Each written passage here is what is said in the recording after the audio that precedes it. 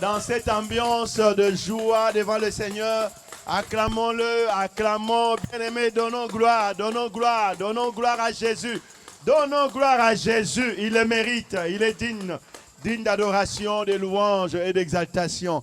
Je vous prie de vous asseoir dans la sainte présence de notre Dieu, qui est béni éternellement. Alléluia. Gloire à Dieu. Je vous salue tous dans le précieux, le puissant, le glorieux, le magnifique, l'admirable nom de notre Seigneur et Sauveur Jésus-Christ.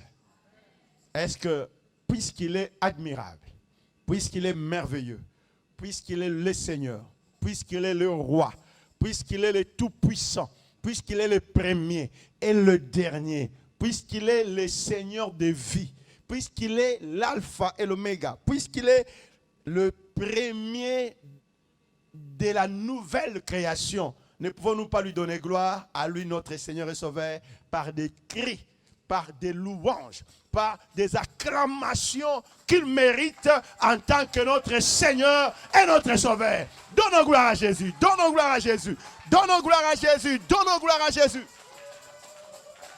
L'agneau de Dieu, l'agneau immolé, l'agneau sans tache qui ôte le péché du monde. Merci. Merci, nous l'avons acclamé et nous l'avons exalté. Il est digne. Amen. Maintenant, je vais te prier de saluer la très chère personne à côté de toi et le bénir dans le puissant et précieux nom de notre Seigneur et Sauveur, Jésus-Christ, pour qui nous sommes réunis ce matin. Saluer 1, 2, 3, 4 personnes, et même 5, ça dépend de ton espace où tu es. Saluer les personnes qui sont à côté de toi et bénissez le nom de Jésus-Christ. Oh, que Dieu soit. Jésus-Christ est merveilleux, que notre Dieu est bon. Et notre Dieu est grand, il est présent parmi nous ce matin. Il règne, il domine. Oh, nous sommes là par sa grâce. Oui, le vainqueur, c'est lui. Le Seigneur, c'est lui. Le roi, c'est lui. Le premier, le dernier, c'est lui. L'alpha et l'oméga. Le pain de vie, c'est lui. Le Shiloh, c'est lui. Alléluia. Oh, alléluia. J'aime Jésus. J'aime Jésus. Dites après moi, j'aime Jésus. Encore, j'aime Jésus. Merci. À ce qui me concerne aussi, dans la joie du Seigneur, je vous salue dans le précieux nom de Jésus en souhaitant que la paix de Dieu, la grâce de notre Seigneur Jésus-Christ et la communion du Saint-Esprit soient le partage de chacun d'entre nous. Amen. Amen. Gloire à Dieu. Ce matin, par la grâce de Dieu, nous allons partager le sujet « Les rencontres qui changent les vies ». Les rencontres qui changent les vies.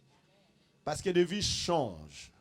Mais avant que je m'introduise dans ce message que le Seigneur m'a donné, permettez-moi de prier le Seigneur qui est présent parmi nous. Amen. Jésus-Christ. Je vous invite donc à incliner nos têtes pour que nous prions le Seigneur Dieu qui est ici par l'Esprit Saint. Nous te rendons gloire, honneur, Père, toi que nous reconnaissons être au milieu de nous par ton Esprit. Toi le Père de notre Seigneur et Sauveur Jésus-Christ, toi le Roi éternellement béni et qui accorde la bénédiction à tous ceux qui s'approchent de lui. Nous croyons, Père, que tu es le Père des lumières, comme le déclarent les Écritures, de ce qui a ni ombre de changement ni variation, mais de qui nous vient tout don parfait et toute grâce excellente. Sois donc béni, toi qui nous as sauvés et rachetés par Jésus-Christ notre Seigneur. Nous te recommandons ces instants pour que du haut des cieux tu nous parles, pour que de ton trône tu nous fasses entendre tes oracles, pour que de ton trône tu nous instruises, pour que de ton trône, Seigneur, ta parole résonne dans nos cœurs, dans nos âmes et dans nos esprits et transforme notre être. Et nous porte, Seigneur, aux dimensions que tu as définies pour nous. Ô Dieu de cieux, que ta parole, comme Jésus-Christ l'a dit, ce matin encore, dans ma bouche, soit esprit et vie. Pour tout celui qui l'écoute, soit par la voix des ondes, ou soit, Seigneur, en présentiel. Dans le nom puissant de Jésus, alors que j'ouvrirai ma bouche, que ton esprit parle. que l'Esprit se mouve, que l'Esprit explose et que ton onction accomplisse, Seigneur, de merveilles. Dans le nom de Jésus-Christ, que tes anges exécutent leur ministère en faveur de ceux qui doivent hériter le salut. Que ce lieu soit rempli de ta gloire et que ta parole soit portée par l'Esprit. Au nom de Jésus-Christ, nous avons prié. Amen. Amen. Je suis sûr que ton cœur est ouvert pour recevoir la parole de ce matin. Donc ce matin, je vais parler des rencontres qui changent les vies. Donc vous voyez déjà, on parle des rencontres. Qui dit rencontre veut dire retrouvailles ou soit deux éléments qui viennent s'assembler. Alléluia. Ou qui se rapprochent pour faire face l'un à l'autre. Voilà pourquoi on parle de rencontre. Et la Bible utilise aussi cette expression rencontre. Alléluia. Et Dieu notre Père, c'est aussi un Dieu des rencontres. C'est un Dieu qui prépare les rencontres. Et souvent, quand il y a rencontre, soit il peut y avoir de deux façons. Une rencontre qui est préparée d'avance, des deux côtés, parce que les gens se connaissent, s'entendent pour se rencontrer à un moment donné et précis, à une heure donnée et un jour donné. Mais aussi des rencontres qui sont des rencontres non préparées, c'est-à-dire dans le plan humain, on peut parler de hasard. Quelqu'un s'est promené et fait une rencontre, soit avec une personne ou avec un événement. Alléluia. Alléluia. Et dans tous les cas, ces rencontres ont toujours une influence sur les personnes qui les vivent. Une influence sur les personnes qui les vivent. Cette influence peut être positive ou tout comme négative. Et certaines des expériences ou des choses qui se produisent au travers des rencontres peuvent orienter la vie de la bonne manière ou tout comme la désorienter pour la destruction. Voilà pourquoi dans le monde des rencontres, il est important de savoir déjà le premier de qui est-ce qu'on dépend. De qui est-ce qu'on dépend pour que les rencontres qui s'effectuent et qui se produisent puissent plutôt nous servir davantage. Et en introduisant ce message, je veux que tu retiennes une chose. Dieu aussi veut que son peuple à lui puisse apprendre à se préparer à ces rencontres avec lui. Voilà pourquoi la Bible commence par dire dans le livre d'Amos, et j'aimerais introduire mon message par là, Amos chapitre 4, verset 12. Dieu parlera aux enfants d'Israël, on va nous les mettre dans Amos chapitre 4, verset 12. Dieu va parler aux enfants d'Israël. Non, ce n'est pas ça. La Bible dit ceci, à moins que ce soit moi qui me suis trompé. Attendez que je regarde moi aussi dans ma Bible, Amos.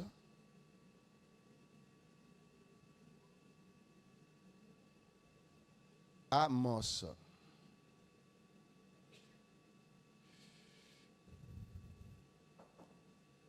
Amos.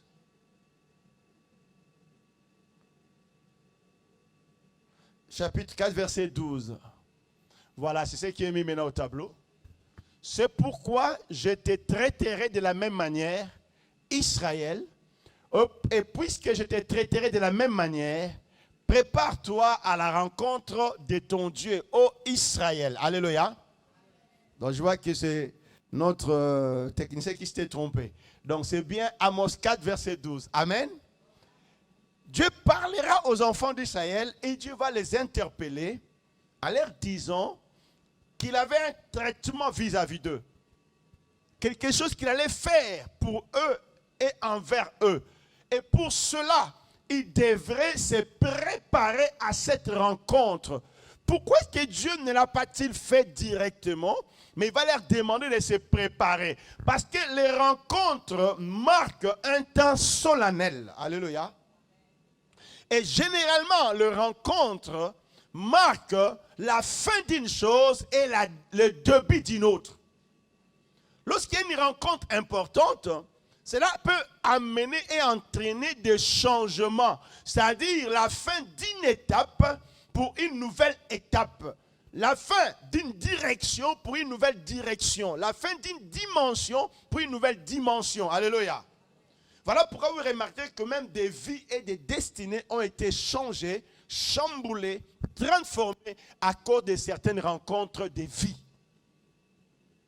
Et Dieu aussi, dans les domaines spirituels, il est le Dieu qui vient rencontrer son peuple pour apporter des changements. Soit sur le plan individuel, ou soit sur le plan collectif. Et pour qu'il y ait des rencontres, Dieu prépare un temps. Dieu marque le temps.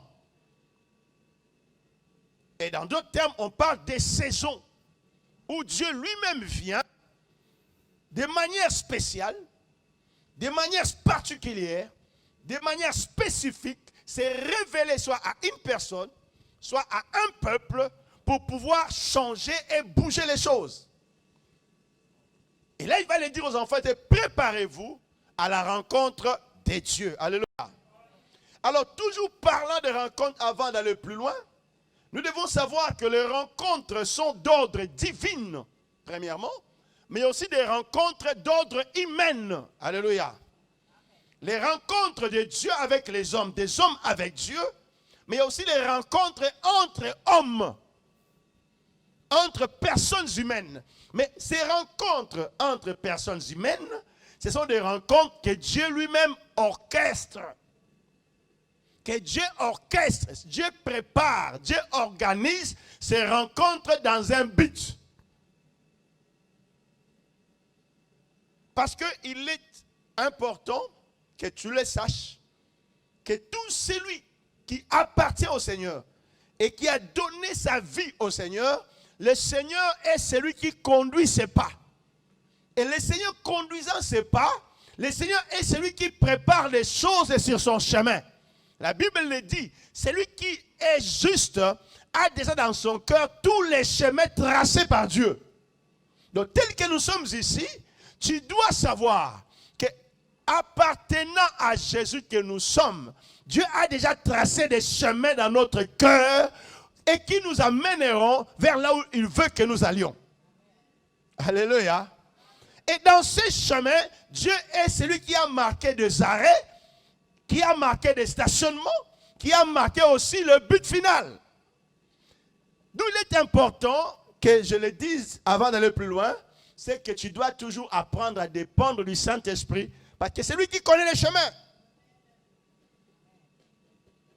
Ma prière ce matin est que chaque personne fasse une rencontre particulière d'abord, un avec Dieu, qui va changer sa vie, et deux avec des personnes qui vont le conduire et qui vont l'amener à l'accomplissement de ce que Dieu a prévu pour lui.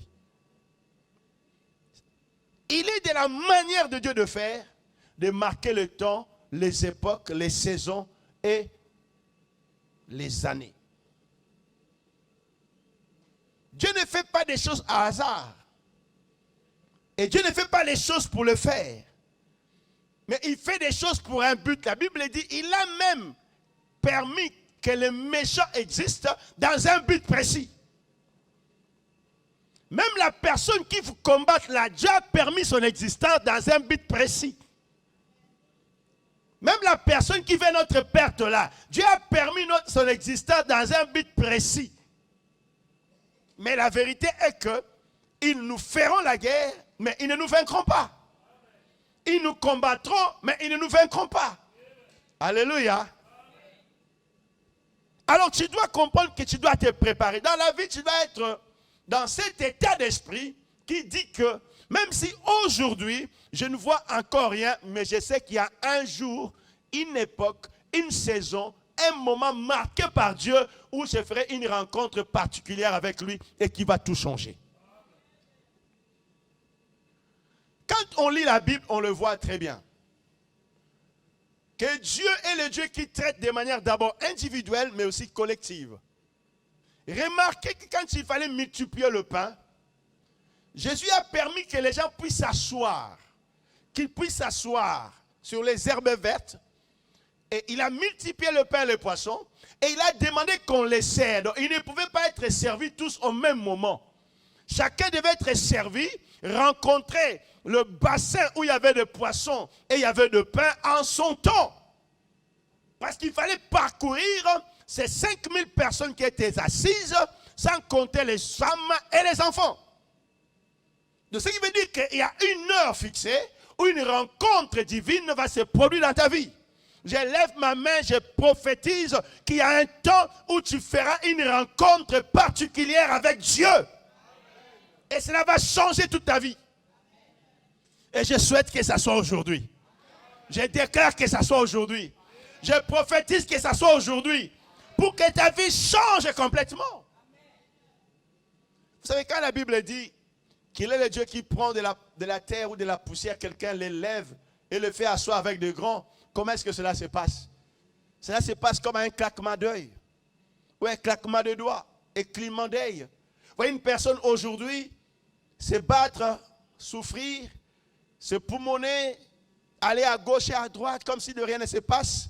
Mais subitement, vous le regardez un jour, vous voyez que sa situation a changé. Mais quand est-ce que cela s'est produit? Mais parce qu'il y a eu à un moment donné que vous n'avez pas vu, que moi je n'ai pas vu, où Dieu est venu les rencontrer et a mis une sémence qui l'a amené à ce point-là. Alléluia. Je lève ma main, je prie que la sémence de la rencontre de Dieu qui va amener chacun à un niveau élevé soit semée dans nos vies. Au nom de Jésus-Christ. Notre Dieu est un Dieu de rencontre. Mais pour qu'il y ait rencontre, il faut qu'il y ait préparation de part et d'autre. Et comment se fait la préparation? La préparation de la rencontre de Dieu se fait avec la patience, avec la consécration et la communion avec Dieu. Tu dois apprendre à chercher la communion avec Dieu par le Saint-Esprit. La communion avec Dieu par la lecture et la méditation de la parole de Dieu. La communion avec Dieu par une vie de prière. Car, bien aimé, je dois le dire et le certifier. Une personne qui demeure dans la présence de Dieu, dans la vie de prière, il doit être sûr et certain qu'un jour de rencontre viendra dans sa vie. Alléluia. Pour comprendre cette illustration, il faut voir la personne qu'on appelle Corneille. Alléluia. Dans Actes chapitre 10, souvenez-vous de l'histoire de Corneille? Cet homme était païen. Mais il était pieux et craignant Dieu. Et la Bible nous dit de Corneille qu'il était appliqué à prier continuellement et à ajouter à ses prières les offrandes qu'on appelle les aumônes. Alléluia. La Bible ne nous dit pas combien de temps il l'a fait, mais la Bible nous dit qu'il le faisait quotidiennement et pendant un long moment. Ce qui veut dire que dans la vie de Corneille, il était dans la communion avec Dieu, dans les prières, dans les pratiques de principes spirituels que la Bible demande. Les offrandes, les aumônes, certainement la dîme, le jeûne, tout ce que la Bible demande comme pratique spirituelle, Corneille y était dedans. Dans la communion, dans la persévérance, dans la patience, il était là devant Dieu.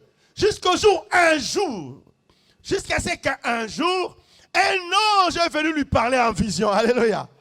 Il dit, Corneille, Dieu a entendu, Dieu a vu. Oui, il y a deux verbes, hein? Entendre et voir. Qu'est-ce que Dieu a entendu? Les prières qui émanaient de la communion de Corneille avec lui. Qu'est-ce que Dieu a vu? Les actes matériels posés par Corneille, qui étaient les aumônes, les offrandes, les sacrifices. Alléluia.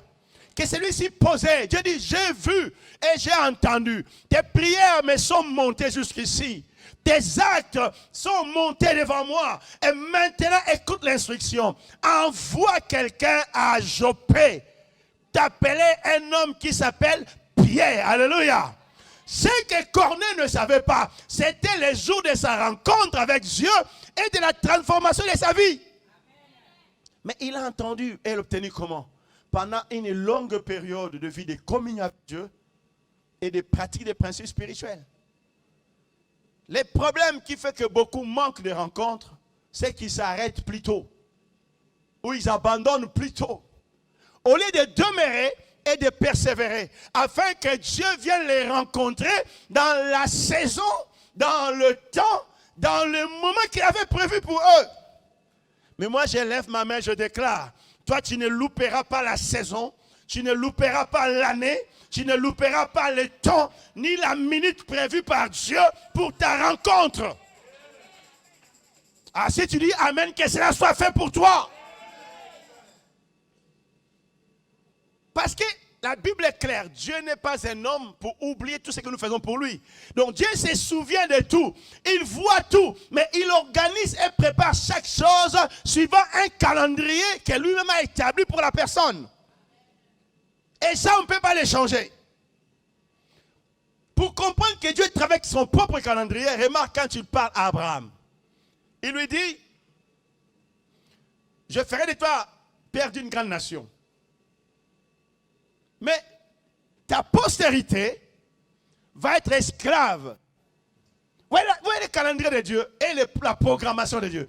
Il dit, ta postérité va être esclave dans un pays étranger durant 4 siècles. Alléluia.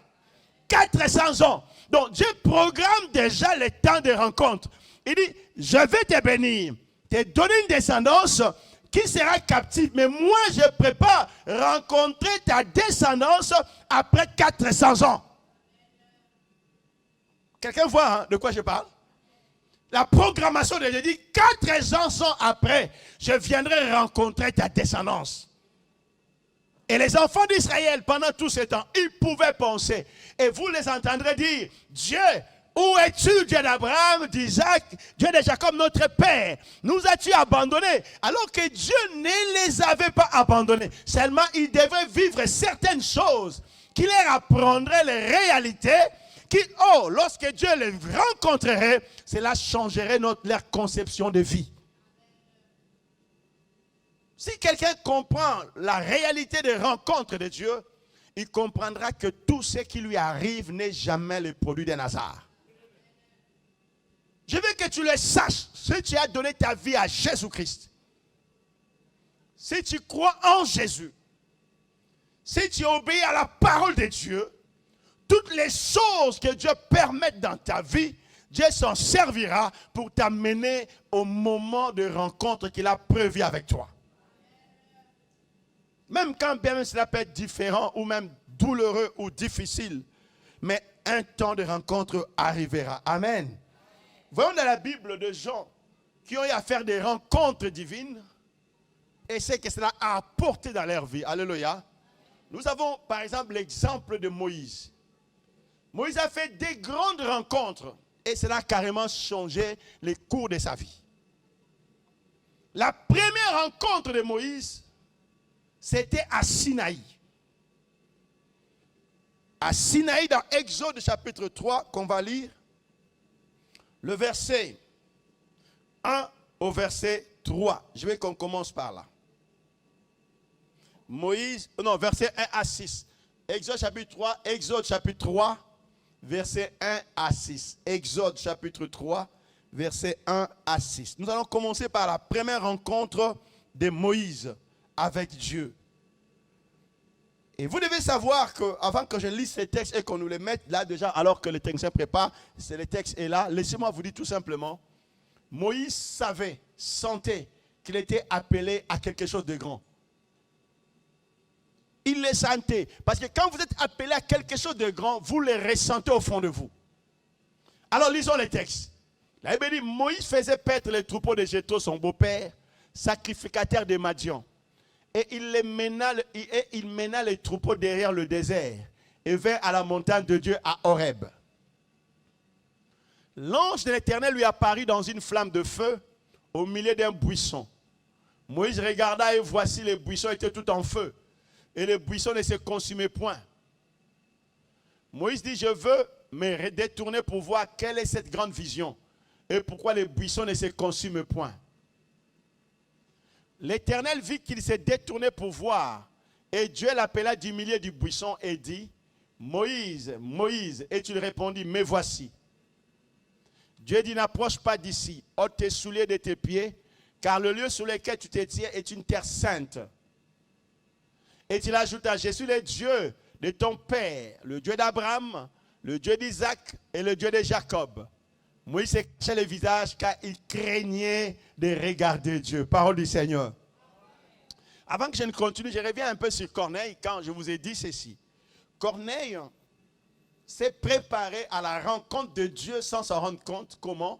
Par la persévérance dans la communion avec Dieu et dans la pratique des principes spirituels que la Bible nous demande. Alléluia. Et ce dont il ne savait pas, c'est qu'en faisant cela, Dieu avait prévu déjà de le visiter et de changer sa vie. Alors qu'il était païen, Dieu voulait faire de lui le premier qui intégrerait l'Église et corps du Christ. Qui, au commencement, n'était composé que des Juifs. Alléluia. Vous comprenez cela? Voilà quand vous verrez que ce qui s'est passé dans la maison de Corneille, l'apôtre Pierre les compare à ce qui est arrivé les jours de la Pentecôte. Si vous lisez ces textes-là, vous verrez que ce qui est arrivé dans la maison de Corneille, la manière dont l'Esprit leur a été donné quand Pierre a ouvert la bouche, l'apôtre Pierre les compare à ce qui est arrivé au jour de la Pentecôte, alors qu'ils étaient assis dans la chambre haute en train de prier. Parce que dans le cas de Corneille, il avait été dit ceci, que quand Pierre a ouvert la bouche, Pierre n'a pas prié. Pierre a seulement ouvert la bouche pour parler à Corneille et aux gens que Corneille avait rassemblés chez lui. Il avait dit, l'Esprit de Dieu est descendu du ciel sur toutes les personnes qui étaient là. Ils se mirent tous à parler en langue, baptisés. Ça, Corneille ne le savait pas. Mais je peux vous dire en passant avant que je continue, c'est que les jours de votre rencontre ou les jours où Dieu prépare une rencontre spécifique qui va changer les choses dans votre vie, vous ne serez pas le seul bénéficiaire. Vous en bénéficierez, vous et les personnes qui vous sont proches. Parce que vous deviendrez un canal ou une source de bénédiction ou de changement pour votre environnement. Vous savez, Dieu est un très bon investisseur. Il n'investit pas pour une perte. Quand il investit dans une personne, il sait qu'au travers de la personne, il va aussi toucher d'autres qui bénéficieront de cela. Voilà pourquoi je prophétise ce matin que chaque personne membre de cette église, et même ceux qui me suivent en ligne, deviennent une source de bénédiction pour son entourage au nom de Jésus-Christ. Donnez-moi un amen fort. Et que cela soit fait pour toi au nom de Jésus-Christ. Alors, les rencontres de Moïse, la toute première rencontre de Moïse, parce que notre Dieu est un Dieu de rencontre, et je tiens à te dire, sois patient, persévérant, et le moment de ta rencontre qui va tout changer arrivera. Moïse, avant sa grande rencontre avec Dieu qui a changé l'histoire de sa vie, Moïse était dans la maison de Pharaon, comme prince. Mais ce que Moïse ne savait pas au départ, c'est qu'il n'était pas seulement prince dans la maison de Pharaon, mais il était déjà dans le plan de Dieu, un prince de Dieu. Alléluia. C'est-à-dire un prince d'Israël. Celui qui devait occuper les rangs des premiers, qui domine, qui dirige, qui commande et qui règne. Parce que Moïse, vous devez le savoir, dans le livre des Deutéronomes, il est dit, en son temps, il était roi en Israël. Alléluia. Est-ce que je parle à la race de roi ce matin? Est-ce que je parle à la race de prince ce matin? La Bible dit, nous sommes de l'assemblée des premiers-nés. Les premiers-nés sont des rois, sont des princes. C'est là qui occupent la primauté dans les rangs. Dans une famille, le premier-né est comme le prince de la famille. Parce qu'il a la primauté. Alléluia. Alléluia. Et tu me comprends ce matin. Alors Moïse était prince en Égypte, mais il ne le savait pas qu'il était aussi prince dans la maison de Dieu. En Israël, il était prince, mais il ne le savait pas. Mais je tiens à dire à chaque personne, quand vous êtes appelé à une grande destinée, à des grandes choses, vous les ressentirez toujours au fond de vous. vous sentirez toujours qu'il y a une profondeur. Il y a un appel en vous qui vous dit que vous devez aller plus loin que ce que vous êtes là. Ça sera comme un appel puissant, un appel pressant en vous. Vous ne serez jamais satisfait de votre statut. Parce que la grandeur, la taille est un appel qui vient du profond de l'être. Et cet appel vient de l'esprit. Parce que c'est cela qui détermine votre hauteur future qui vous attend. Et ça, c'est Dieu qui les met dans le cœur de chacun qui est appelé à un niveau. Et ce qui fait que Moïse, là où il était, il servait pour que cet appel se réalise. Et cette rencontre devienne réalité, que Dieu prépare certains événements qui allaient déplacer Moïse de la principauté où il était en Égypte, dans le désert, pour qu'il rencontre celui qui allait l'établir prince d'Israël dans le mont Sinaï. Voilà pourquoi, bien aimé, les péripéties de ta vie ne te troublent pas. Tes échecs, tes réussites, tes combats, tes difficultés, tes joies, tes pleurs ne sont que de péripéties par lesquelles Dieu va te faire passer pour que l'appel profond de ton être, c'est à quoi tu es destiné, Dieu le réalise en t'amenant, en te rapprochant de lieux de rencontre avec lui.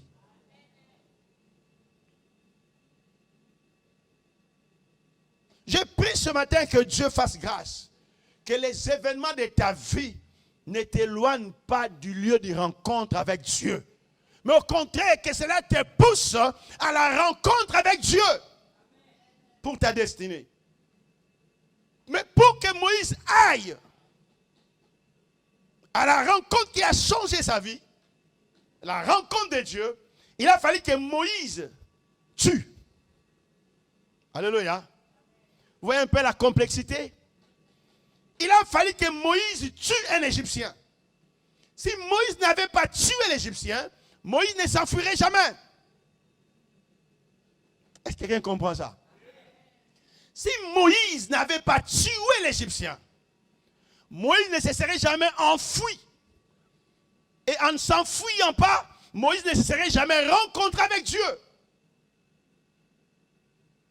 C'est pour dire que pour que Dieu vous amène au lieu de rencontre, Dieu ne permettrait pas que des bonnes choses. Il permettrait aussi des choses qui sont répugnantes aux yeux des gens. Il permettra aussi peut-être des choses qui fassent que les gens vous répugnent. Les gens vous rejettent, les gens vous abandonnent, les gens vous délaissent, les gens vous traitent de tout et de rien. Mais je tiens à vous dire, ce qui compte aux yeux de Dieu, ce n'est pas la justice des hommes, mais c'est sa justice qui compte. Et vous devez savoir dans la vie, bien-aimés, la justice de Dieu triomphe toujours de la justice des hommes. Et la justice de Dieu n'est pas toujours équitable par rapport à la justice des hommes. La preuve, toi-même dans la vie, tu dis, selon la justice des hommes, certaines personnes ne mériteraient pas d'être là où ils sont. Parce que leur vie est tellement déplorable. Alléluia. Mais tu te réalises que tu n'as rien à faire pour le changer. Parce que la justice qui les a établis là, cette justice dépasse ta propre justice. Quelqu'un comprend ma logique? C'est ça la logique de la Bible. Et Moïse a dit tuer. Et Moïse en tuant, il s'est fait que Moïse s'est enfoui. Et c'est en fuyant, passant dans les déserts, goûtant presque la mort, qu'il va se retrouver dans la maison de Jéthro. Oh, je ne sais pas, il s'est pris que quelqu'un en ce moment est dans un désert. Il s'est pris que quelqu'un en ce moment est chez encore Jéthro. Ou n'est pas encore arrivé chez Jéthro. Il est encore dans le désert, dans une vie d'incertitude. Ou pensant même que les choses ne pourront pas s'améliorer. Parce que Moïse, traversant le désert, il a dû rencontrer certainement des serpents, des scorpions. Pour ne pas citer des bêtes féroces qui peuvent être dans le désert. Il a été confronté aux chaleurs du soleil et au froid de la nuit. Il s'est pris que ça soit votre traversée actuelle, mais je lève ma main pour déclarer, dans votre traversée, dans notre traversée, il y a une rencontre qui nous attend. C'est la rencontre du changement et de la destinée. Parce qu'au bout du tunnel, il y a Dieu qui élève et qui bénit. Et quand Moïse il traversait tout cela, il va se retrouver chez Jéthro. Et une fois chez Jéthro, Moïse va apprendre à devenir berger. Toutes les étapes de votre vie sont nécessaires. Ne maudissez aucune étape de votre vie. Dieu a permis que vous les traversez dans un but précis. Remerciez Dieu pour cela. Même si vous êtes tombé, remerciez Dieu d'être tombé à ce moment-là. Pour que prochainement vous ne tombiez plus. Alléluia. Si vous avez été blessé, remerciez Dieu d'être blessé à ce moment-là. Parce que pour que par la suite vous ne soyez plus blessé. Est-ce que quelqu'un comprend cela? Parce que Dieu fait tout pour un but. C'est le but de la rencontre. Il est un Dieu de rencontre. Répète après moi. Dieu est un Dieu de rencontre. Alors, que Moïse était chez Jéthro, il arrivera qu'un jour, pendant qu'il paissait les troupeaux de son beau-père, Moïse va vivre un événement dont lui-même ne s'attendait pas. Qu'est-ce que Moïse va vivre? Moïse va voir les buissons ardents. Dites après moi les buissons ardents. Ah, j'ai dit à quelqu'un, tu n'es pas loin du buisson ardent. Nous ne sommes pas loin du buisson ardent. Nous sommes déjà en face du buisson ardent.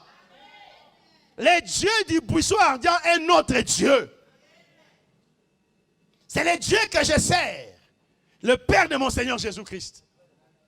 Celui qui s'est révélé à Abraham, et qui s'est révélé à Jacob, et qui s'est révélé à Isaac, et qui s'est révélé à Moïse, et qui s'est révélé par Jésus-Christ notre Seigneur, le Dieu du buisson ardent. Parce que c'est comme ça qu'il s'est présenté, le Dieu d'Abraham, d'Isaac et de Jacob. Alléluia. Moïse a vu un buisson ardent. Je tiens à te dire, quand Dieu viendra te rencontrer, tu le sauras. Que maintenant Dieu m'a rencontré. Maintenant Dieu m'a visité. Dieu le fait de manière à ce que cela marque ta vie.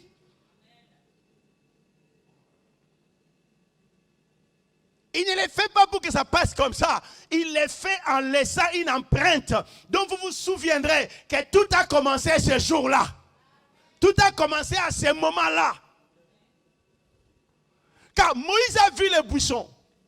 Quand il a vu le buisson, Moïse a dit, mais quelle est donc cette vision? Un buisson en feu, mais qui ne se consume pas. Alors je veux me retourner et bien voir. Et dans sa curiosité, je vais l'appeler Moïse, Moïse, Moïse, Moïse. Le début d'histoire. Et je peux dire à quelqu'un que ton histoire vient de commencer. Notre histoire vient de commencer. Parce que le Dieu du buisson ardent, le Père de notre Seigneur Jésus-Christ, est le Dieu qui est venu à ta rencontre et à ma rencontre.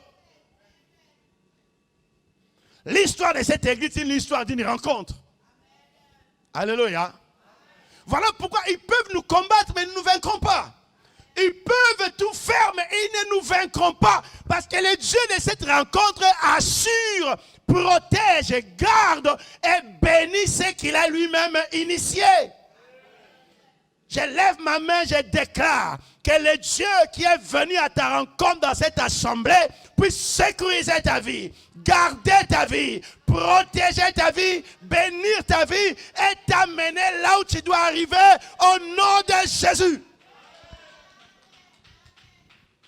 N'ayez pas peur. Il est le Dieu de rencontre. Et quand Moïse l'a trouvé, la destinée de Moïse a changé de prince de l'Égypte au prince d'Israël. Des défenseurs de l'Égypte aux défenseurs d'Israël. Des protecteurs de l'Égypte aux libérateurs d'Israël. Alléluia. Je lève ma main, je déclare que tu sois le libérateur de ta famille. Je déclare que tu sois le libérateur de ta famille. Je déclare que le Seigneur fasse de toi, par Jésus-Christ, le libérateur de ton quartier, le libérateur de tes amis, le libérateur de ta maison, au nom de Jésus-Christ. Moïse est allé paître les troupeaux, mais une rencontre a fait de lui un roi en Israël, un libérateur, revêtu de la puissance de Dieu, oint par Dieu, marchant avec Dieu. Et c'est cela, cette rencontre qui a fait de Moïse ce qui devait être et qui avait été prédestiné pour lui. Je dis, oh Seigneur, ce matin, fais que chacun de nous fasse cette expérience pour que nous atteignions tous notre destinée. Mais tu dois te préparer à la rencontre. Si tu ne te prépares pas, tu ne vivras pas cette rencontre. Tu dois t'en attendre par une vie continuelle de communion avec Dieu, d'obéissance, des pratiques, des principes de la parole de Dieu, de la persévérance. Souvenez-vous que la Bible dit, ceux-là qui vont persévérer jusqu'à la fin, ce sont eux qui seront sauvés. Ce sont eux qui connaîtront des rencontres qui vont changer leur vie, qui vont les amener d'une étape à une autre.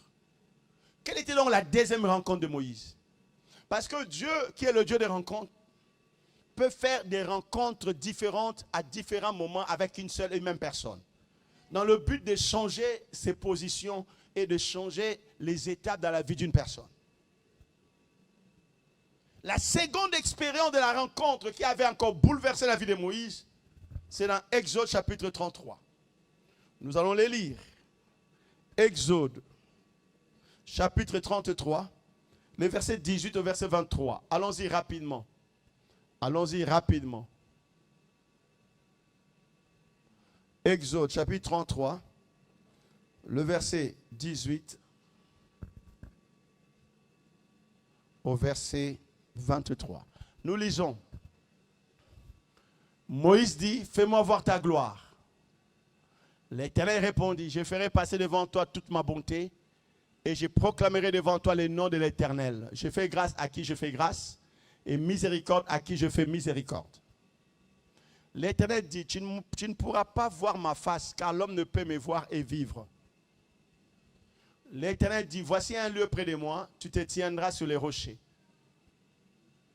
Quand ma gloire passera, je te mettrai dans un creux du rocher et je te couvrirai de ma main jusqu'à ce que je passe. Et lorsque je retournerai ma main, tu me verras par derrière, mais ma face ne pourra pas être vue. Parole du Seigneur. Amen. Amen. Amen. Quand on lit ces textes, on voit la deuxième rencontre de Dieu avec Moïse qui a changé complètement la vie de Moïse. Parce qu'après cette rencontre, qu'est-ce que la Bible nous dit? Quand Moïse descend de la montagne, le visage de Moïse brillait. Les enfants d'Israël voyaient le visage de Moïse briller. Parce que Moïse avait vu les doigts de Dieu qui écrivaient sur la table les 10 commandements. Moïse avait vu de face. Et cette gloire de Dieu avait tellement reflété sur Moïse que quand Moïse descend de la montagne, Moïse brillait de cette gloire par son visage sans qu'il s'en rende compte. Que sa vie avait changé et que sa vie avait atteint une nouvelle dimension. Voilà pourquoi vous remarquez que Dieu avait dit à Moïse au départ, dans Exode chapitre 7, Dieu avait dit, je t'ai fait Dieu. Moïse avait atteint la dimension de divinité, de devenir Dieu. Parce que nous devons le savoir, que dans la vie, dans le monde, il existe des dieux. Il y a des hommes qui atteignent ces dimensions de divinité. Pharaon était considéré comme un dieu. Allez dans le monde même footballistique, vous verrez qu'il y a des gens qui sont considérés comme des dieux là-bas. On les nomme même des rois, même dans le monde musical. Il y a des gens qui sont considérés comme des dieux parce qu'ils atteignent un certain aura spirituel qui est des rangs de divinité. Alléluia. Alléluia. Mais au-dessus de toutes ces divinités, nous avons un seul et véritable Dieu. C'est le Père de notre Seigneur Jésus-Christ. Alléluia. Voilà pourquoi Paul disait ceci. Même s'il existait plusieurs dieux, mais pour nous, il n'y a qu'un seul et véritable Dieu, le Père de notre Seigneur Jésus-Christ, qui lui est le Dieu des dieux, le Seigneur des seigneurs, l'Éternel, le Tout-Puissant, le Dieu grand, fort et terrible. Et d'ailleurs, pour comprendre ces mystères, il faut voir ce que la Bible dit dans le psaume 82, verset 6. J'avais dit, vous êtes des dieux. Ce qui veut dire qu'un homme peut atteindre une dimension spirituelle de la divinité. Alléluia. Par rapport à quoi? Par rapport à sa proximité, par rapport à sa relation, par rapport à sa communion avec Dieu et les grâces que Dieu lui donne. Est-ce que les yeux de quelqu'un s'est ouvert là-dessus? Mais alors Moïse, cette rencontre-là a changé le cours de sa vie. Mais cette rencontre est venue comment? Parce que Moïse le voulait. Suite à des événements que Moïse vivait avec les enfants d'Israël, à l'opposition de Corée, de Dathan, Abiram, qui ne cessait de lui mettre des bâtons entre les jambes, qui ne cessait de pervertir, de révolter le peuple. Alors Moïse est allé crier à Dieu. Alléluia. Et laissez-moi vous dire, autre chose qui peut provoquer une rencontre entre vous et Dieu, c'est votre attitude face aux difficultés, aux problèmes que vous traversez. Moïse, face à tous ces problèmes, il est allé crier à Dieu. Face au fardeau qu'il avait, il est allé crier à Dieu. Et il va lui dire, si j'ai trouvé grâce à tes yeux, devant toutes ces difficultés, alors montre-moi l'étendue de ta gloire. Et Dieu ne lui a pas refusé. Alléluia. Je vais dire à quelqu'un ma prière ce matin est que Dieu révèle à chacun d'entre nous l'étendue de sa gloire, parce que sa gloire transforme des vies. Il n'y a rien d'autre que tu peux désirer le plus, bien-aimé, que la gloire de Dieu. Vous savez, la gloire, c'est quoi en fait? La gloire, c'est ce qui compose et qui fait la renommée et la grandeur d'une personne. Quand Moïse disait, Seigneur, révèle-moi ta gloire, il voulait dire à Dieu, Seigneur, révèle-moi ta vraie nature et ce qui compose tout ce que tu portes. Tout ce que tu portes en toi et qui fait que tu sois toi, révèle-le-moi. Voilà quand Dieu a dit, Moïse, l'homme ne peut me voir et vivre. Je suis tellement grand, tellement fort, tellement puissant, tellement riche, tellement pur, tellement saint, que tu ne peux me voir dans ma vraie étendue, dans ma vraie nature, et que tu vives, tu ne peux pas. Mais je vais te faire grâce, te cacher dans un creux, pour que tu vives une rencontre. Je vais dire à quelqu'un, tu vivras une rencontre ce matin. Tu vivras une rencontre pour ta vie au nom de Jésus-Christ. Attends-toi à cela. Espère cela. Désire-le. Pour que ta vie change et pour que ta situation change. Alors cette rencontre de Moïse avec Dieu a changé Moïse. Au point que vous voyez la suite. Tous ceux qui étaient opposés à Moïse mourir dans le désert. Dathan, Abiram et leur famille et leur clan, ils furent engloutis. Qu'est-ce qu'ils ont englouti? C'est la gloire de Dieu manifestée à Moïse lors de cette rencontre. Car Moïse avait dit par la suite, si je suis serviteur de l'Éternel, que ces gens ne meurent pas de la mort naturelle. Que la terre s'ouvre sous leurs pieds et que la terre les engloutisse. Bien-aimés, les rencontres de Dieu avec l'homme peuvent changer sa vie et faire de cette personne une bénédiction pour les autres, mais aussi un jugement pour les ennemis de Dieu. J'ai pris que votre rencontre avec Dieu soit un jugement pour vos ennemis, soit un jugement pour nos ennemis, soit un jugement pour nos ennemis, dans le nom de Jésus. Voilà pourquoi tu dois apprendre à élever Jésus, à glorifier Jésus, à communier avec Jésus-Christ par le Saint-Esprit.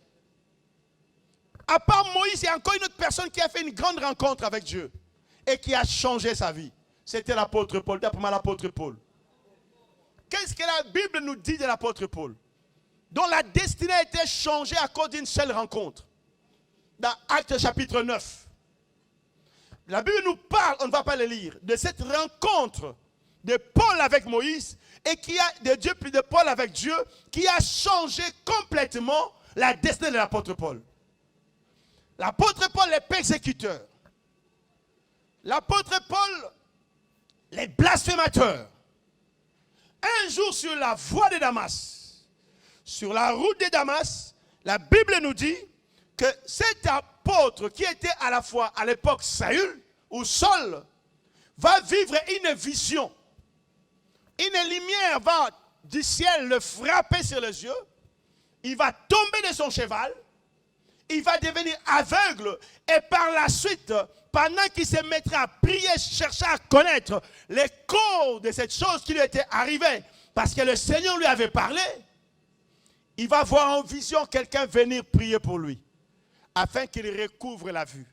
Et quand cela fut fait, vous remarquerez qu'il était une personne avant la rencontre, il est devenu une autre personne après la rencontre.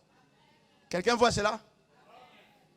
Il était seul avant cette rencontre, il est devenu Paul après la rencontre. Alléluia. Je lève ma main, je prie que les gens qui t'ont connu, quand ils te verront demain, qu'ils voient une autre personne au nom de Jésus. Qu'ils voient une personne complètement changée. Que le Seigneur a changé. Que le Seigneur a complètement changé parce qu'il a rencontré Jésus-Christ. Paul le persécuteur est devenu Paul l'apôtre.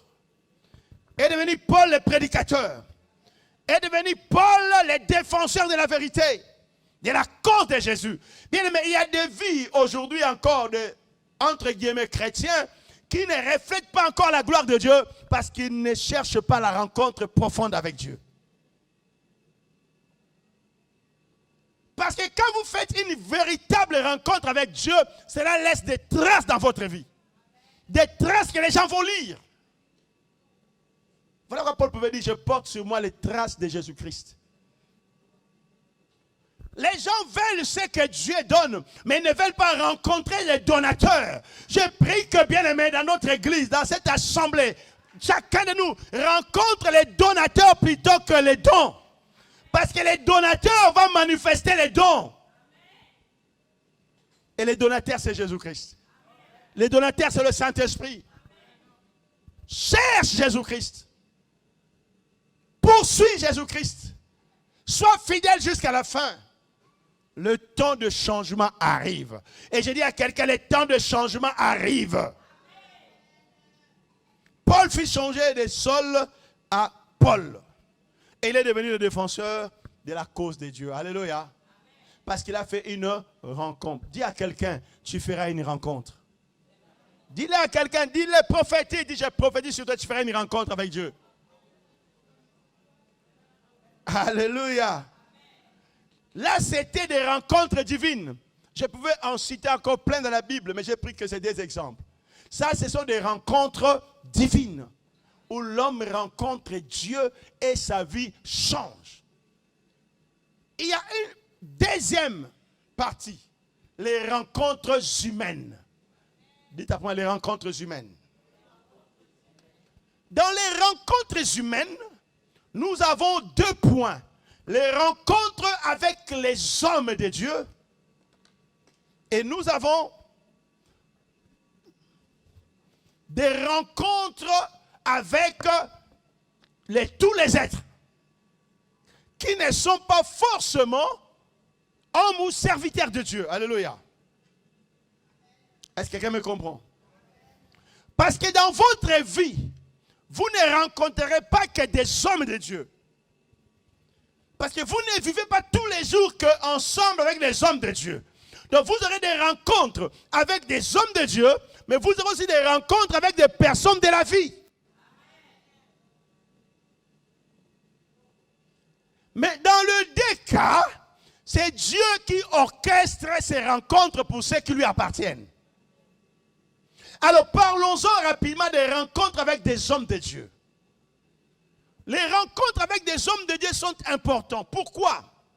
Parce que Dieu est au ciel. Mais il s'est fait représenter sur la terre par ses serviteurs. Est-ce que quelqu'un m'écoute attentivement? Dieu est au ciel. Dieu est esprit. Et tout esprit, pour s'exprimer dans le monde matériel, a besoin d'un corps. A besoin d'un corps matériel pour s'exprimer dans le monde matériel. Et Dieu, son corps matériel, pour s'exprimer dans le monde matériel et physique, ce sont ses serviteurs. Il y en a de ses serviteurs que Dieu fait des dépôts. C'est-à-dire quand Dieu les appelle, quand Dieu les choisit, quand Dieu les établit par leur consécration, par leur persévérance, par leur sacrifice avec Dieu, dans leur vie de communion avec Dieu, Dieu prend ces dépôts et l'investit en eux. Quelqu'un me comprend? Dieu prend ces dépôts, il l'investit dans ces hommes, il fait d'eux comme des porteurs, des dispensateurs de ces grâces variées. C'est ce que l'apôtre Paul dit. Il dit, nous sommes les dispensateurs des différentes grâces variées de Dieu.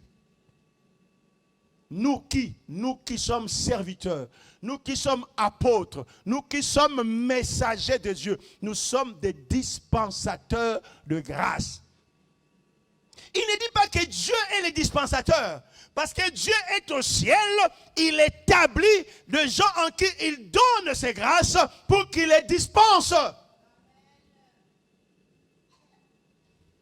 Parce que tout le monde n'a pas la même potentialité, n'aura pas la même grâce de faire une rencontre spécifique ou particulière avec Dieu directement. Il y a des gens qui ont cette grâce d'une rencontre particulière, efficace et indélébile avec Dieu, par une expérience spirituelle inouïe, mais d'autres n'ont pas cette grâce. Mais il faut qu'ils rencontrent Dieu. Mais pour qu'ils rencontrent Dieu, ils doivent les rencontrer par les hommes. Alléluia. Alléluia. Ils doivent rencontrer Dieu et recevoir la grâce de Dieu par les hommes. Voilà pourquoi Dieu, qu'est-ce qu'il fait? Il orchestre des rencontres. Nous voyons dans la Bible les cas d'Élie et d'Élisée. Élisée, sa destinée qui était d'être un jour prophète, ne devait s'accomplir que lorsque celui-ci allait rencontrer Élie. Voilà pourquoi ne négligez pas les hommes de Dieu que vous rencontrez, car ils sont porteurs des éléments de votre destinée. L'histoire nous dit ceci. Alors qu'Élisée était en train de paître le troupeau de vaches, Élie est venu. Il a pris son manteau, il l'a jeté sur Élisée. Une fois qu'il l'a fait, Élisée a dit à Élie, laissez-moi avertir ma famille. Et je te suis.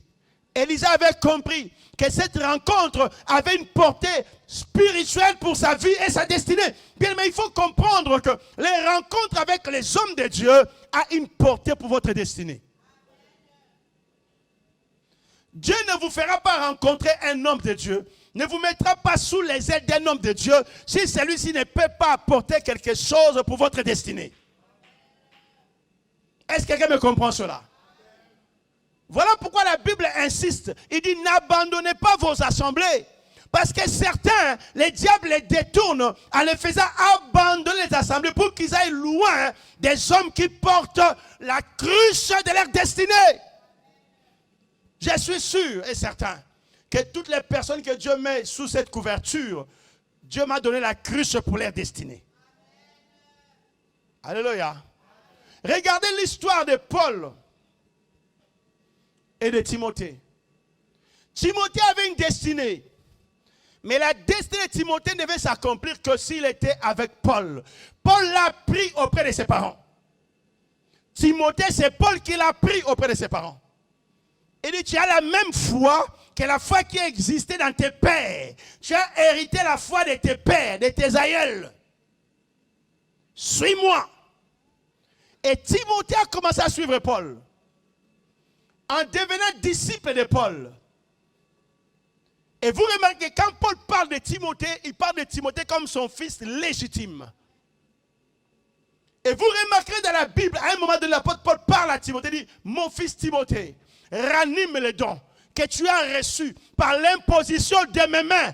Donc vous comprenez bien que ce que Timothée devrait avoir, il ne devrait l'avoir que par les mains de l'apôtre Paul. Alléluia. Il y a des choses dans votre vie que vous n'aurez que par l'imposition de mains des hommes et de Dieu. Dieu ne vous les donnera pas directement. Il ne vous les donnera que par personne interposée. Beaucoup de gens passent à côté. Ils perdent beaucoup de temps pour recevoir une chose qu'ils allaient reprendre rapidement en disant non, je m'attends qu'à Dieu, Dieu va me le donner lui-même. Alors que Dieu a déjà établi des gens à qui il a donné ces choses pour qu'ils soient la réponse pour vous. Est-ce que quelqu'un m'écoute bien ce matin? Tu as l'enveloppe qui a les grâces dont tu as besoin. Toi, tu dis, je n'en veux pas. Moi, je veux que Dieu les fasse descendre du ciel. Alors que Dieu l'a déjà descendu du ciel depuis. Tout ça à cause de l'orgueil. Parce que tu t'es dit, nous avons tous crié en Dieu. Nous avons tous prié. Nous avons tous gêné. Nous savons tous lire la Bible. Mais ce n'est pas ça ce qui est suffisant. Ce qui est suffisant, c'est de comprendre ce que la Bible dit comme principe. Qu'il y a des gens que Dieu a établis, à qui il a donné des grâces, il a donné l'autorité, il a investi pour qu'ils soient les canaux pour ta bénédiction. Et dites à quelqu'un, tu passes à côté. Quand tu négliges les hommes de Dieu, c'est ta destinée que tu détruis. Vous savez, il y a la destinée de beaucoup de gens ralentie, tout simplement parce qu'ils n'ont pas fait ni respecté les rencontres avec les hommes de Dieu.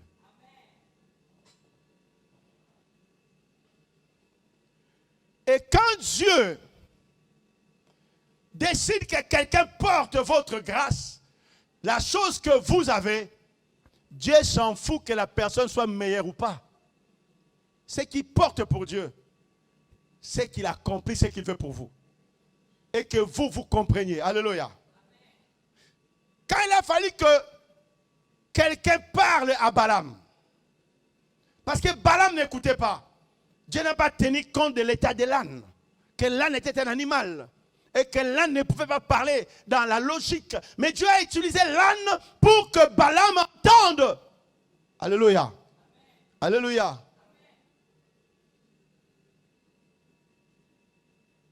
Les gens souvent passent à côté parce qu'ils regardent l'enveloppe.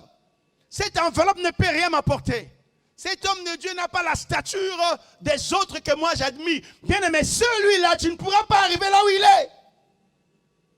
Mais celui que Dieu a mis à côté de toi, c'est lui qui a la grâce pour toi. Est-ce que quelqu'un comprend?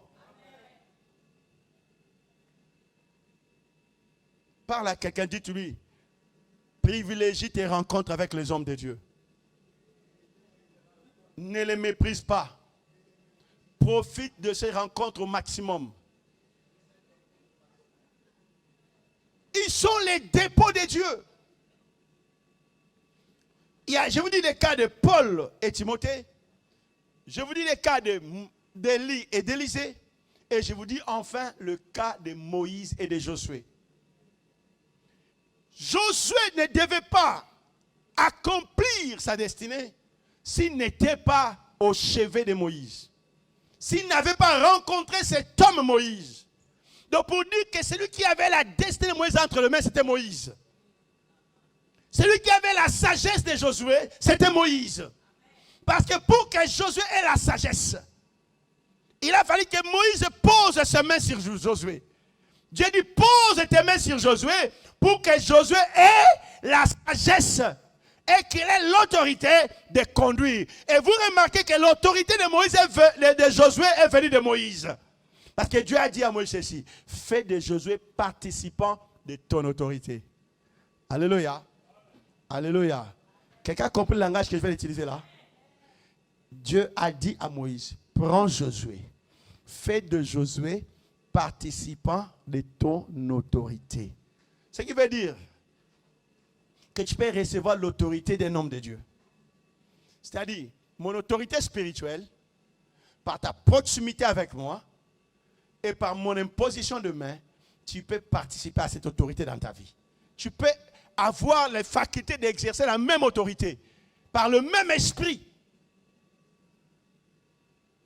Ce qui fait que vous voyez le diable combattre beaucoup les enfants de Dieu pour qu'ils méprisent les autorités, pour qu'ils méprisent les hommes de Dieu, pour qu'ils combattent les hommes de Dieu. Nous ne disons pas que les hommes de Dieu sont parfaits. D'ailleurs, quand vous lisez la Bible, Dieu n'a jamais dit que ses serviteurs sont parfaits. Mais Dieu dit ceci, il est celui qui sanctifie, qui purifie et qui corrige et qui éduque ses serviteurs. Alléluia. Est-ce que quelqu'un m'écoute bien ce matin? Voilà combien ne néglige pas tes rencontres avec les hommes de Dieu. Car tu ne sais pas lequel qui porte la cruche de ta destinée. La cruche de ta bénédiction. La cruche de ta rencontre avec Dieu. Ne juge pas les hommes de Dieu par ce que tu vois, par ce que tu entends. Mais juge-les par l'Esprit de Dieu qui te donne. Car les jugements des uns et des autres ne peuvent rien servir si tu n'as pas toi les jugements de Dieu.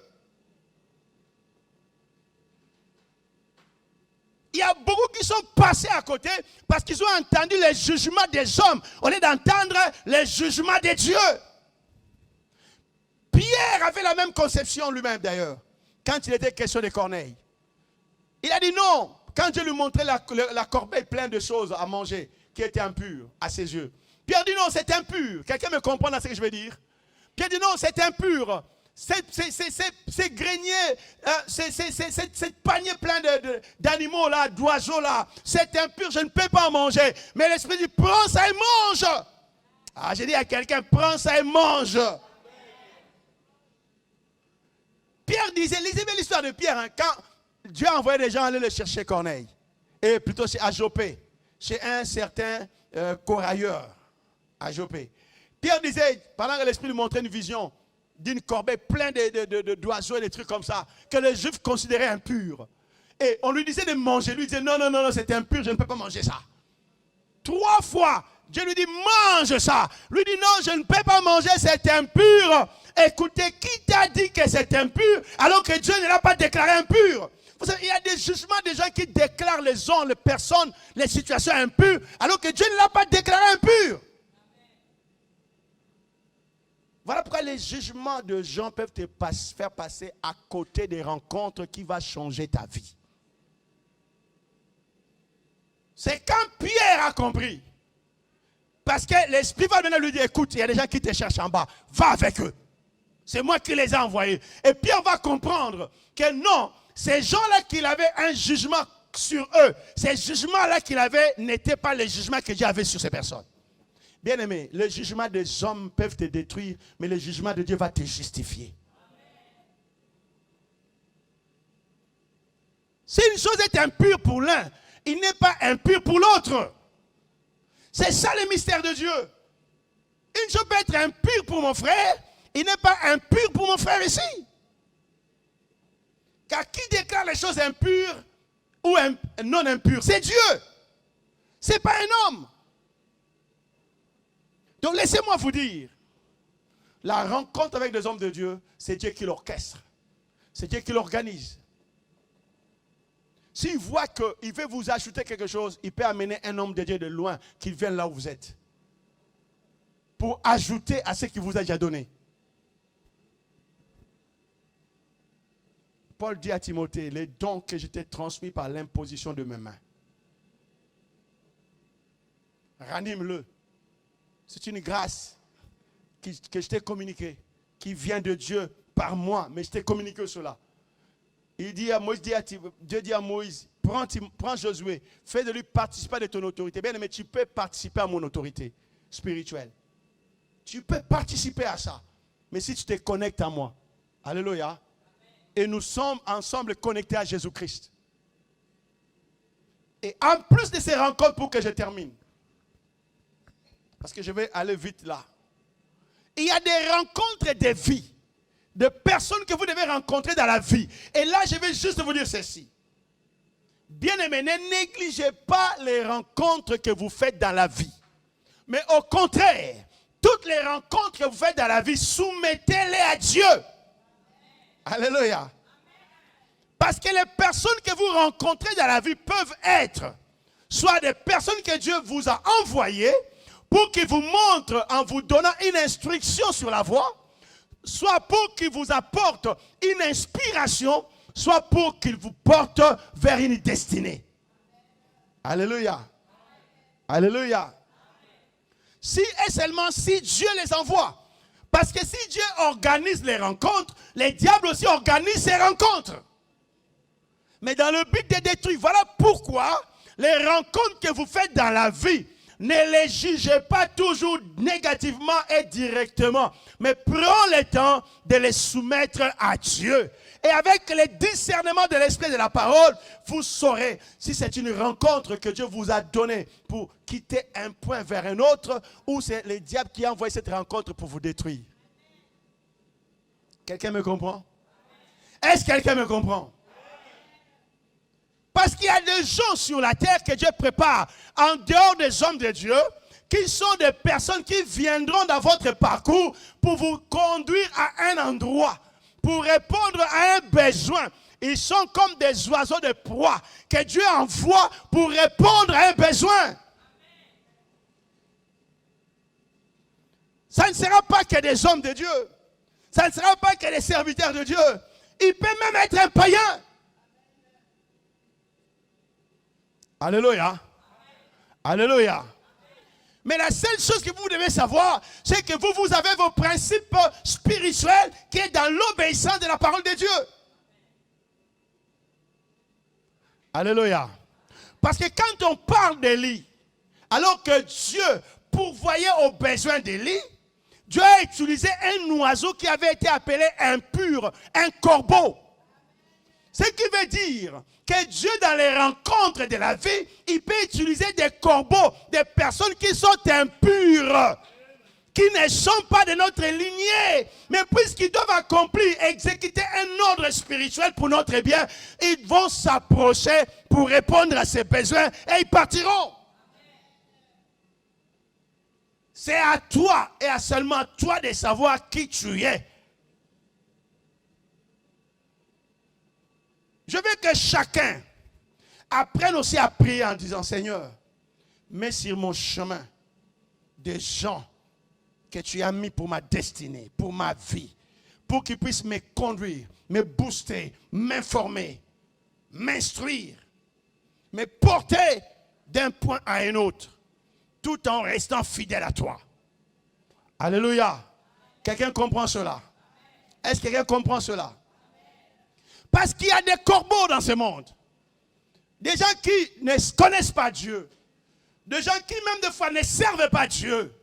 Mais que Dieu a préparé pour un moment X de votre vie. Que cette personne passe sur votre chemin et vous laisse un dépôt de viande, un dépôt de viande, un dépôt de conteneurs d'eau qui vont être une source dans votre maison, dans votre famille et dans ta destinée. Parce qu'il avait dit ceci, Dieu donne aux païens le soin d'amasser. Ah, j'aime beaucoup c'est Jésus, j'aime beaucoup c'est Dieu. Il dit, il donne aux païens quoi? Les soins? Répète, il donne aux païens le soin d'amasser. Répète après moi. Il donne aux païens le soin d'amasser. C'est-à-dire de prendre, conserver, acquérir. Il leur donne le soin d'acquérir beaucoup de biens. Mais pour quelle finalité? Pour les donner aux justes. Dites pour les donner aux justes. Ah, tu ne parles pas bien. Pour les donner aux justes. Qui donc est juste? Toi et moi. Alors qui sont-ils? Des corbeaux? Voilà pourquoi, bien-aimés, soyez juste en communion avec Dieu. Moi, j'ai béni Dieu. Hier, j'ai remercié Dieu. J'ai dit, Seigneur. Et je témoigne toujours, je dis souvent ici, des fois, on est vraiment en difficulté pour payer le loyer. Mais je témoigne toujours que Dieu fait des miracles, des fois je ne m'attends pas. Il fait des fois, je reçois des dîmes là où je ne m'attendais même pas. Alléluia. Alléluia. Et c'est Dieu se montre toujours fidèle à moi. Parce que, bien aimé, même pour le loyer là, l'argent n'était pas suffisant. Je disais, Seigneur, qu'est-ce que je vais faire? Moi-même, je n'ai pas d'argent. Toutes les semaines, je dois passer autant pour les transports. Dans le mois, pour les transports, je dois dépenser 600 € par consommation que de carburant. Vous imaginez? J'ai dit, Seigneur, comment je peux faire? Je ne vais pas aller encore embêter les gens. Dire aux gens, parce que moi, je considère que parler, c'est embêter, alors que je devais parler. Et j'entends quelqu'un dont je ne m'attendais même pas. On m'informe, oh non, tel t'a envoyé une dîme. Alléluia, la dîme. Alléluia. Ah, est-ce qu'on ne peut pas acclamer Jésus? On ne peut pas acclamer Jésus. On ne peut pas acclamer Jésus. J'ai dit, mais comment est-ce possible une personne comme ça, qui n'a rien à voir avec moi, puisse m'envoyer sa dîme? J'ai dit à quelqu'un, Dieu utilisera même les gens qui sont en colère contre toi pour répondre à un besoin. Parce qu'ils sont des corbeaux. Je pouvais prendre, j'ai dit, c'est la dîme qu'on m'a envoyée. Donc c'est ma dîme que Dieu me donne. Je les mange, non? Mais j'ai dit non. Je vais le mettre dans l'œuvre de Dieu comme je le fais d'habitude. Alléluia. Parce que je sais qu'il y a un jour, Dieu me bénira. Il y a un jour où Dieu prendra soin de moi comme il le fait, mais il prendra soin de moi encore beaucoup plus. Parce qu'il y a des corbeaux que Dieu va disposer. Il y a des corbeaux que Dieu va mettre sur la route. Mais c'est à toi de comprendre qu'ils sont des corbeaux, mais moi je suis injuste. Moi je suis injuste. Et je dois suivre le Seigneur et marcher avec le Seigneur. Je vais m'arrêter là aujourd'hui. Parce que je viens de faire déjà 1 heure de ma prédication. Alléluia. Donc je tiens à te dire juste ceci pour clôturer. Ton Dieu, mon Dieu est le Dieu des rencontres. Tu dois te préparer à des rencontres. Pas seulement une rencontre, mais à plusieurs rencontres avec Dieu. Mais dans la vie, tu dois te préparer aussi à des rencontres avec des personnes qui viendront sur ton chemin pour répondre à des besoins. Mais tu dois toujours savoir que tu es juste et tu dois rester dans la justice de Dieu. Dans la crainte de Dieu. Et que tu ne dois pas tout le temps rejeter toute personne qui s'approche de toi. Il y en a qui s'approcheront de toi parce que c'est Dieu qui les amène. Mais tu dois aussi savoir qu'il y en a qui voudront s'approcher de toi parce que le diable veut les amener vers toi. Et c'est à toi maintenant de savoir par la prière, l'obéissance à la parole de Dieu, le discernement des esprits, que telle rencontre n'est pas de Dieu. Et telle autre est une rencontre de Dieu. Voilà pourquoi soyez toujours remplis du Saint-Esprit. Est-ce que quelqu'un peut acclamer le Seigneur Jésus-Christ?